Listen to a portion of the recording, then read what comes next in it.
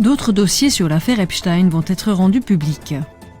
Après que la Chambre des représentants américains a voté mardi à une large majorité en faveur de la divulgation des dossiers sur l'affaire Epstein, le Sénat américain a également donné son accord. Pendant des mois, Trump et les républicains s'étaient opposés à la divulgation des documents concernant Jeffrey Epstein, un délinquant sexuel condamné qui, selon les informations officielles, se serait suicidé en détention en 2019. La décision est désormais dans le camp du président américain Donald Trump. Si Trump signe le décret, les documents du ministère américain de la Justice pourront être rendus publics. Le ministre américain de la Justice, Pam Bondi, aurait alors 30 jours pour publier tous les enregistrements, documents, communications et éléments d'enquête non classés secrets dans l'affaire Epstein.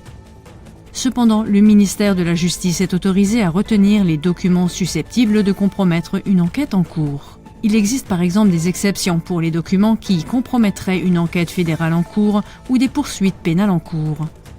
C'est pourquoi des lanceurs d'alerte de renom tels que le médecin allemand Heiko Schöning ou l'avocat Markus Heinz attirent notre attention sur le fait que seuls quelques autres dossiers devront être rendus publics. On peut donc se demander quelles mesures seront encore prises pour éviter que tout soit rendu public. Après tout, more files, c'est-à-dire d'autres dossiers, ne signifie pas que ce sont tous les dossiers sans exception qui seront publiés. L'enquête de Whitney Webb devrait alors clairement montrer que de nombreuses personnes puissantes sont encore profondément impliquées dans ce marécage et qu'elles n'ont certainement aucun intérêt à ce que toute la vérité soit révélée. Donald Trump avec Bill et Hillary Clinton dans le réseau de Jeffrey Epstein. Autre point commun entre Donald Trump et Bill et Hillary Clinton, leurs liens étroits avec Jeffrey Epstein. Jeffrey Epstein, financier américain et délinquant sexuel, a dirigé un réseau de trafic sexuel de mineurs pendant environ 20 ans. Des victimes font état de trafic sexuel et d'agressions sexuelles qui auraient eu lieu dès 1996.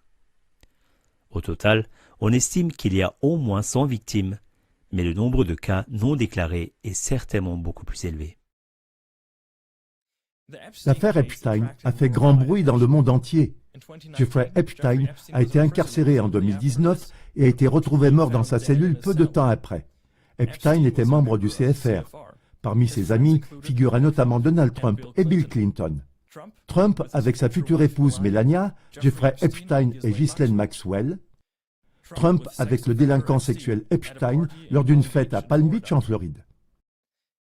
Dans une interview accordée au New York Magazine en 2002, Trump a déclaré « Je connais Jeff depuis 15 ans. C'est un type génial. C'est très amusant d'être avec lui. » Lors du procès de la complice et associée d'Epstein, Ghislaine Maxwell, en 2021, il a été révélé que Trump avait voyagé plusieurs fois en tant que passager dans le jet d'Epstein dans les années 1990. Epstein utilisait l'avion entre autres pour emmener les filles mineures et les invités exclusifs sur son île privée. C'est pourquoi l'appareil est également appelé Lolita Express dans les médias.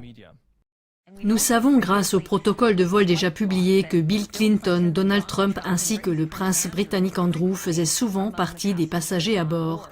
Clinton est en fait cité 26 fois comme passager, Donald Trump est cité au moins 7 fois comme passager. Le 16 avril 2019, Maria Farmer, l'une des victimes d'Epstein, a déposé une déclaration sous serment devant le tribunal fédéral de New York. Elle y explique qu'elle et sa sœur Annie ont été abusées sexuellement par Epstein et Maxwell à différents endroits. Maria Farmer a rapporté dans une interview ultérieure qu'elle avait vu Donald Trump ainsi que Bill et Hillary Clinton aller et venir chez Epstein. J'ai nommé tout le monde, j'ai nommé Donald Trump, j'ai nommé tous ceux que je considérais comme des co-conspirateurs. Donald Trump et absolument les Clinton, ce sont des gens que j'ai vus entrer et sortir. Je savais qu'ils faisaient partie de tout ça. En revanche, Trump se présente en public comme un sauveur contre le trafic sexuel d'enfants. Lorsque Trump a pris ses fonctions présidentielles en 2016, il a promis d'utiliser toute la force de son administration pour mettre fin à la traite des êtres humains. En avril 2018, Trump a signé à grand renfort de publicité une loi contre le commerce sexuel et contre l'exploitation des enfants. Mon gouvernement exerce une pression sans précédent sur les trafiquants d'êtres humains dans le pays et à l'étranger, et nous libérons constamment des victimes innocentes. Je veux qu'il soit clair aujourd'hui que mon gouvernement se concentrera sur la fin de la pratique absolument horrible qu'est la traite des êtres humains. Nous défions les régimes étrangers qui encouragent ce terrible fléau qu'est le commerce du sexe. Dans quelle mesure peut-on faire confiance pour la lutte contre le commerce du sexe à quelqu'un qui visiblement fait partie? Interrogé sur la volonté de Trump d'ouvrir les dossiers de Jeffrey Epstein, Trump a déclaré ceci dans une interview accordée à Fox News en juin 2024. Si vous étiez président, vous pouvez répondre à ces questions par oui ou par non. Déclasseriez-vous les dossiers du 11 septembre? Oui. Accepteriez-vous de déclassifier les dossiers de John Fitzgerald Kennedy? Oui. Déclasseriez-vous les dossiers Epstein? Oui, je le ferai. Je pense que je le ferai. Mais au moins...